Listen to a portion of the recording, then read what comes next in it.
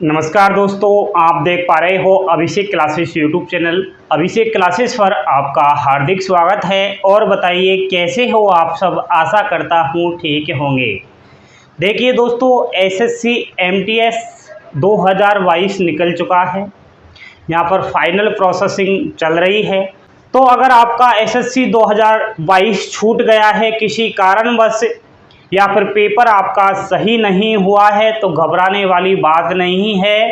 आपका अगर सपना है एसएससी एमटीएस के अंदर एमटीएस और हवलदार की पोस्ट को लेने का, तो जल्द से जल्द जो है नोटिफिकेशन आने वाला है 2023 के एसएससी एमटीएस का।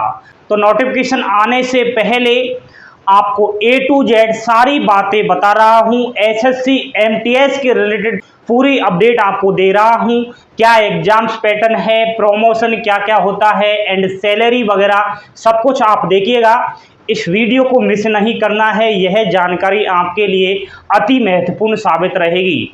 तो बिना टाइम गवाए बोर्ड पर एक बार आप ध्यान देने की कोशिश कीजिए। मैं बात कर रहा हूँ दोस्तों एसएससी एमटीएस वैकेंसी 2023 की। इसमें सबसे पहले यह देखा जाएगा टोटल पोस्ट कितनी निकलने वाली है। तो दोस्तों 2023 के नोटिफिकेशन को देखा जाए तो 20,000 के जो है लगभग पोस्ट निकलने वाली है एसएससी एमटीएस की, जिसमें एमटीएस का पद रहेगा और हवलदार का भी पद रहेगा पुरुष और महिलाओं के लिए। सबसे पहले आप यहाँ ध्यान दीजिए कि इसके जो ऑनलाइन फॉर्म अप्लाई होंगे वो 25 जनवरी से और 24 फरवरी 2023 तक भरे जाएंगे। ठीक है, तो इस चीज़ का आपको ध्यान रखना है। एसएससी है दोस्तों, पहले से ही कैलेंडर जारी रखता है, पहले से ही सब कुछ बता देता है।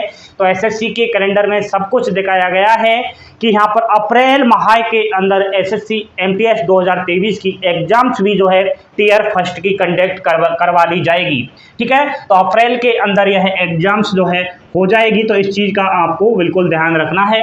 क्वालिफिकेशन अगर देखा जाए तो ओनली 10वीं पास होना चाहिए। 10वीं में चाहे कितने भी परसेंट हो, कोई फिक्स नहीं है। भारत के किसी भी स्कूल से अगर आपने 10वीं की मार्कशीट ले रखी है तो आप जो है फॉर्म अप्लाई कर सकते हो। एज लिमिट दोस्तों सबसे पहले मैं आपको बताऊं एमटीएस पद के लिए, तो एमटीएस पद के लिए जब आप फॉर्म अप्लाई करोगे तो उसमें एज रहेगी जनरल और ईडब्ल्यूएस कैटेगरी की 18 वर्ष से और 25 वर्ष। बाकी एससी एसटी कैटेगरी को 5 वर्ष की छूट दी जाती है, ओबीसी कैटेगरी को 3 वर्ष की छूट दी जाती है, बाकी पीडब्ल्यूडी कैटेगरी को 10 वर्ष तक की छूट रहती है। एंड हवलदार के आयु सीमा की बात करें तो हवलदार के लिए 18 वर्ष से और 27 वर्ष तक की आयु का होना बताया गया है। यानी हवलदार को 2 वर्ष ज़्यादा जो है मैक्सिमम आयु सीमा में छूट दी जा रही है।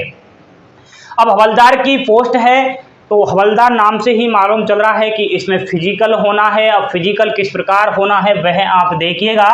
ठीक है, एमटीएस में कोई फिजिकल नहीं है, हवलदार की पोस्ट में है। और फिजिकल भी बिल्कुल ऐसा है जो बच्चा भी कर सकता है, कोई हार्ड इसमें जो है नहीं है। खुद से भी आप देख सकते हो। जैसे सबसे पहले इसमें दौड़ होगी। अब दौड़ इसमें 1600 मीटर की होगी। ठीक है, और वो भी आपको 15 मिनट में पूरी करनी होगी। यानी कि आपको पैदल चलना होगा, पैदल चल चल के आपको 15 मिनट में आराम से पहुंच जाओगे। पुरुष के लिए बात हुई है।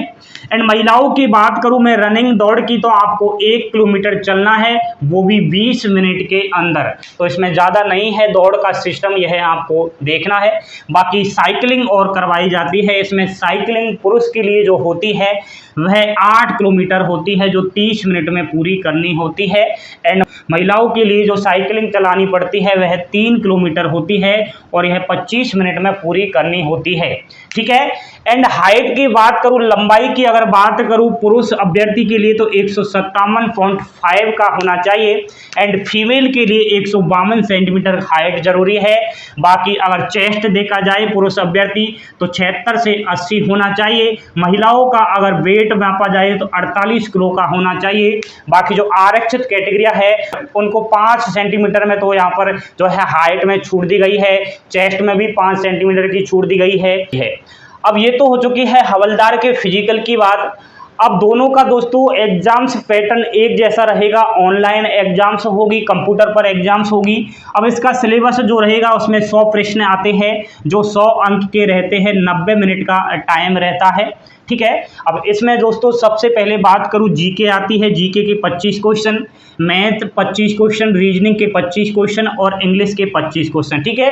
जीके, मैथ, रीजनिंग और इंग्लिश सब्जेक्ट आती है 25-25 का 4 पार्ट में यह रहता है 100 क्वेश्चन में। नेगेटिव मार्किंग भी रहती है मेरे दोस्तों, 1/4 इसमें नेगेटिव मार्किंग रहती है। अब इसको जो क्वालिफाइड करेगा पेपर को, वो पेपर 2 के लिए जाएगा। अब paper 2 only descriptive type paper रहेगा। अब डिस्क्रिप्टिव टाइप टेस्ट की बात करें तो आप नहीं जानते हो तो मैं बता देता हूं, आपको पेन दे दिया जाएगा, एक कोरा कागज दे दिया जाएगा, वहां आपको क्या करना है, ऐसे लिखना है, निबंध लिखना है, प्रार्थना पत्र लिखना है। वह आप किसी भी लैंग्वेज में लिख सकते हो, यह कोई फिक्स नहीं है। आप इंग्लिश में लिख देना, चाहे हिंदी में लिख लेना, चाहे आपकी खुद की जो लोकल लैंग्वेज है, पंजाबी, मलयालम और किसी भी प्रकार की, उसमें भी लिख सकते हो, क्योंकि यह साफ साफ बताया जाता है कि भारत के इसके अंदर 8वीं अनुसूची के अंदर 22 भाषाओं का लेख है। तो इन 22 भाषाओं में आप जो है इस पेपर को कर सकते हो, निबंध और जो है प्रार्थना पत्र, लेटर वगैरह ये लिखना होता है। आपका ये पेपर 2 जो डिस्क्रिप्टिव टाइप रहता है ये 50 अंक का रहता है, ठीक है। तो इस चीज़ का आपको ध्यान रखना है। बाकी एक चीज़ मैं बताऊं आपके लिए कि इसके लिए आपको 45 मिनट का टाइम दिया जाता है। एंड इसमें मिनिमम को आपको अनरिजर्व कैटेगरी के लिए 50 में से 20 अंक लाना जरूरी है, जो इतना हार्ड नहीं लगता है। ओबीसी, एसटी, एससी कैटेगरी को 17 अंक लाने पड़ते हैं, जो हार्ड नहीं है, बिल्कुल मिनिमम पासिंग मार्क नंबर आप ला सकते हो। अब ये तो बात हो चुकी है दोस्तों online form, age limit and physical और सिलेबस की बात। अब इधर हम देखते हैं एसएससी एमटीएस कैरियर ग्रोथ, यानी कि एमटीएस से आप कहां पर पहुंच जाओगे, किस नौकरी तक, किस नौकरी को हासिल कर सकते हो। सबसे पहले आपकी नौकरी लगेगी ऐसे मल्टीटास्किंग स्टाफ एमटीएस। एमटीएस से सीधा आपका प्रमोशन होगा लोअर डिवीजन क्लर्क, जिसे आप एलडीसी कहते हो। एलडीसी से सीधा प्रमोशन होगा असिस्टेंट अपर डिवीजन क्लर्क, जिसे असिस्टेंट यूडीसी कहते हैं। और नेक्स्ट आपका जो प्रमोशन होगा वो डिवीजन क्लर्क, जिसे आप यूडीसी कहते हो। और आपका यह प्रमोशन धीरे धीरे सेक्शन ऑफिसर तक चला जाता है, जिसे एसओ कहते हैं। तो एमटीएस से सीधा आप एसओ बन सकते हो। तो ऐसा बिल्कुल भी दिमाग में सोच मत रखना कि एमटीएस की नौकरी कौन लेगा, इसका भी आपको ध्यान रखना चाहिए कि आप एसओ भी बन सकते हो। अब किस प्रकार बनोगे, किस प्रकार इसमें प्रमोशन चलता है, वह आप देखिए। फर्स्ट जो प्रमोशन होता है वो आफ्टर 3 ईयर बाद होता है, यानी कि एमटीएस की नौकरी कर लोगे आप 3 साल, फिर आपका प्रमोशन होगा। और जब प्रमोशन होगा 3 साल में तो 1900 ग्रेड से यह होगा। एंड सेकंड जो प्रमोशन होगा वो आफ्टर 3 ईयर, यानी कि 3 ईयर फिर आप नौकरी कर लोगे उस पोस्ट के लिए, फिर आपका नेक्स्ट प्रमोशन होगा 2000 ग्रेड पेपर। और थर्ड प्रमोशन होगा आफ्टर 5 ईयर के बाद 2400 ग्रेड पर यह होता है। और फाइनल प्रमोशन अगर देखा जाए तो 5400 ग्रेड पर हो जाता है। काफी खतरनाक सैलरी हो जाती है। एंड सैलरी अगर देखी जाए दोस्तों तो सबसे पहले मैं बात कर रहा हूं सीटी कैटेगरी एक्स के अनुसार, क्योंकि अलग अलग कैटेगरी वाइज होती है, जहां का एचआरए अलग अलग रहता है। एचआरए बोले तो महंगाई भत्ता, कहीं कहीं सीटी ऐसी है जहां पर महंगाई ज़्यादा रहती है, तो उसी के अनुसार आपकी सैलरी बनती है। तो मैं एक्स सीटी से यहां पर सैलरी बनाकर आपको दे रहा हूं। देखिए बेसिक पे की बात करें तो 18,000 रुपये रहता है। एचआरए 4,320 रुपये रहता है। अब दोस्तों यह एचआरए आपके एक्स सीटी के अनुसार है, ये बढ़ भी सकता है और घट भी सकता है। टीए की बात करूं 1350 रुपये और ग्लॉस सैलरी की बात करें तो 30,000 प्लस सैलरी रहती है। बाकी इन हैंड सैलरी की बात करें एमटीएस पद के लिए तो 28,500 से और 29,000 तक यह सैलरी रहती है। हवलदार की सैलरी सेम एसएससी एमटीएस के बराबर रहती है, कोई भी अंतर नहीं है, बिल्कुल फिक्स है। यहाँ पर बेसिक पे देखिए 18,000 रुपये है।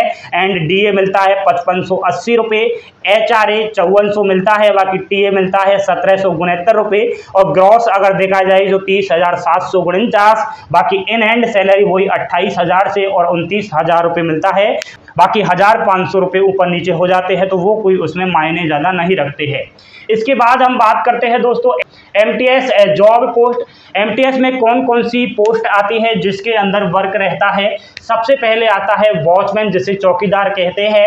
नेक्स्ट आता है गार्डनर, माली की पोस्ट रहती है। एंड गेट कीपर रहता है, ऑपरेटर रहता है। पियोन, ठीक है, ये चपरासी की होती है और जमादार भी यह रहता है। तो इन पोस्ट में रहता है एमटीएस। बाकी जिम्मेदारियां आप देख लीजिए, जब आपकी नौकरी लग जाएगी तो इन जिम्मेदारियों से आपको गुजरना पड़ेगा। सबसे पहले मैं बता दूं दोस्तों, एसएससी एमटीएस की नौकरी ओनली ऑफिस वर्क है, ऑफिस से बाहर आपका बिल्कुल काम नहीं है। अब ऑफिस के अंदर पहला काम रहेगा आपका रिकॉर्ड बनाए रखना, यानी कि रिकॉर्ड का रेखा जो का आपके पास रहेगा। आपका सफाई का भी काम रहेगा, कार्यालय की सफाई भी करनी पड़ेगी, कार्यालय का खोलना बंद करना यह भी काम रहता है, अभिलेखों का रख रखाव, कमरे और फर्नीचर की सफाई, बाकी पोस्ट वितरित का भी कार्य रहता है, वाहन चलाने का भी कार्य रहता है, इधर उधर का ऑफिस वर्क रिलेटेड कार्य। एंड आईटीआई अगर आपने कर ली है, आईटीआई से आप एसएससी एमटीएस में जाओगे तो क्वालिफिकेशन के अनुसार आपको अलग से वर्क मिलेगा वहां पर। And any other work and by the supervisor, and supervisor के थ्रू आपके और अलग अलग प्रकार के जो है यहाँ पर वर्क रहते हैं। तो ये तो एसएससी एमटीएस का हो गया है सिस्टम। अब इसमें हवलदार का भी और रहता है दोस्तों। हवलदार का ऑफिस वर्क नहीं रहता है, हवलदार की जो नौकरी है यह फील्ड वर्क है, यानी कि फील्ड में काम करना पड़ेगा। अब ये मत सोचना बाकी जो स्टेट के हवलदार रहते हैं, कांस्टेबल रहते हैं, ऐसा इनका वर्क रहता है, बाकी जो ट्रैफिक पुलिस रहते हैं ऐसा इनका कार्य रहता है, बिल्कुल भी नहीं रहता है। बिल्कुल भी वीआईपी नौकरी रहती है एसएससी एमटीएस की हवलदार की। आपने नाम सुना होगा जीएसटी ऑफिसर, तो जीएसटी ऑफिसर और रेवेन्यू ऑफिसर के साथ यह फील्ड में नौकरी करता है। जब भी रेड पड़ती है, जब भी ऑफिसर्स रेड पाड़ने जाते हैं जहां पर, वहां उनके साथ यह हवलदार रहता है, वहां पर सब कुछ उनका कार्य रहता है। एंड मैं बता देता हूं कि यूनिफॉर्म भी इसको पहनना पड़ता है जब यह फील्ड में जाता है। बाकी ऑफिस में अगर रहेगा तो यूनिफॉर्म की इतनी आवश्यकता नहीं होती है। एसएससी एमटीएस में तो यूनिफॉर्म की कोई आवश्यकता नहीं है, लेकिन हवलदार के लिए यूनिफॉर्म इसमें रहती है, ठीक है। अब आपका दिमाग यह काम नहीं कर रहा है कि दोनों में कौन सी बेस्ट पोस्ट है, कौन सी नौकरी है दोनों में अच्छी, तो इसके लिए मैं बता देता हूं दोस्तों, होने को तो दोनों ही बराबर है, दोनों की सैलरी सेम एक जैसी है। अब बस अंतर इतना है कि यह ऑफिस वर्क है, यह हवलदार है। प्रमोशन यहाँ पर एमटीएस का ज़्यादा हो रहा है, हवलदार का प्रमोशन यहाँ पर कम होता है, ठीक है। बाकी हो तो जाता है हेड कांस्टेबल वगैरह में, तो वो इतना देख लेना। आप ऑफिस में जॉब करनी है, अगर आपका सपना है वर्दी लेने का तो फिर हवलदार का आप बढ़ सकते हो। सिलेक्शन प्रोसेस सेम बराबर का है, कोई इसमें ऐसा नहीं है कि किसी का हार्ड है किसी का कम है। तो यह है दोस्तों एसएससी एमटीएस का कुछ रिक्वायरमेंट मैंने बता दिया है, सब कुछ जानकारी दे दी है। अब पागल मत बनिए, सोशल मीडिया पर झूठी बातों से गुमराह किया जाता है, फालतू की बातें बताई जाती है, जो ऑफिशियली नोटिफिकेशन के अनुसार होती है वह कोई नहीं बताता है। इसलिए समझदार बनिए, समझदार के लिए इशारा ही काफ़ी है। अभिषेक क्लासेस को चुने, क्योंकि अभिषेक क्लासेस जाना जाता है ओनली सच्चाई के लिए और इस सोशल मीडिया की झूठी दुनिया का पर्दाफाश करने के लिए। तो जानकारी अच्छी लगी हो तो कमेंट्स कर देना। एंड किसी भी बात की कोई समस्या है तो इंस्टाग्राम पर संपर्क कीजिएगा। टेलीग्राम चैनल पर नोटिफिकेशन पाने के लिए वहां पर पहुंच जाइए। लाइक शेयर सब्सक्राइब अवश्य कर देना दोस्तों। थैंक यू, धन्यवाद। जय हिंद, जय भारत।